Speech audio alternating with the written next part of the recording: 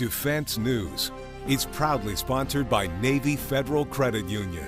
If you're a member of our nation's armed forces, the Department of Defense, or if your family is, we'd be proud to serve you too. A part of the American story is the evolution of America's armed forces and the overlooked narrative of the black service member.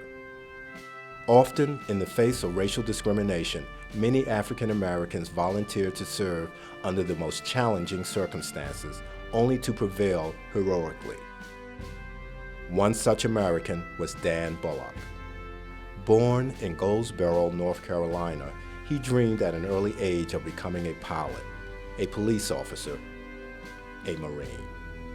On May 8, 1969, Private First Class Dan Bullock arrived in Vietnam. 1 month later, he was dead. As the youngest American killed during the Vietnam War, PFC Bullock has never been fully recognized for his service to his country. This is his story.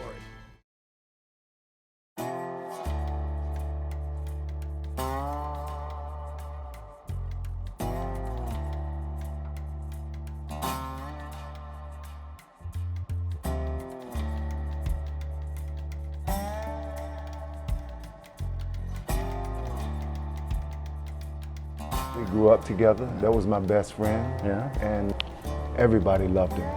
You know, he was wonderful. He was smart, intelligent, and very adventurous. We had long distance trucks that we would put match stems on. The big matches for the officers and the little ones for the regular soldiers. Right. And we would get in the backyard and we would play war. After Dan's grandmother died, the family moved to Brooklyn, New York, where Dan's aspirations and dreams of joining the military grew. At the age of 14, Dan Bullock would make a decision that will alter the course of his life. He just wanted to make a difference and change, and ever since he was little, he always wanted to go into the military. It's not clear who helped him alter his birth certificate, because my grandfather said he didn't, you know, but Dan was so very mature for his age, and we was all proud of him.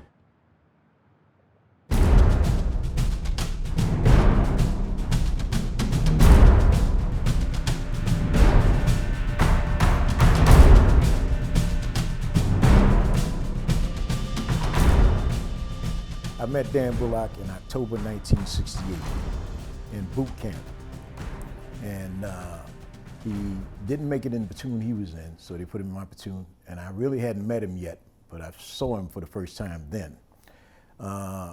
After he failed a couple of runs, we were beginning to get punished as a result of him not keeping up. And some of the Marines, white Southern Marines, wanted to give him a blanket party. I overheard them talking about giving him a blanket party, and I interceded on his behalf. I was from Brooklyn, and I knew then he was from Brooklyn, and I felt an obligation to try to help him out. The fact that he was only 14 years old, and it was something that he probably needed to be about 18 or 19 in order to be able to do. It was the toughest thing I ever did, and anybody could ever do, is go through Marine Corps boot camp. And I don't think he was mentally ready for it yet. I didn't know a lot about Dan because we never, in boot camp, you don't get a lot of opportunities to talk. But I did realize eventually that he was determined. He loved the Marine Corps, he loved his family, and he tried very hard. He tried hard. And I could see that, that he needed help. The day of graduation from boot camp is the day that we all get to meet and celebrate our victories as far as graduating from boot camp. So I had an opportunity to speak with him then and a few other Marines, and we were all looking forward to just going home and being with our families.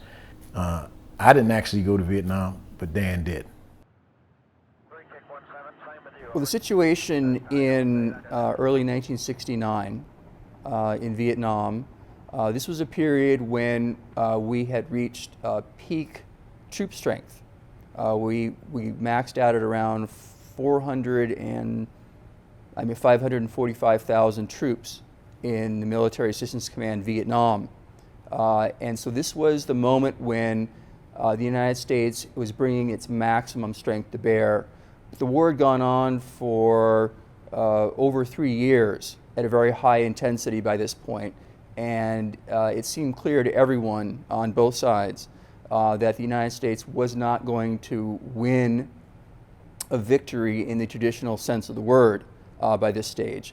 Negotiations were underway with the North Vietnamese, and so this was a period where the United States was fighting for an outcome where the South Vietnamese government would eventually be able to go it more or less alone.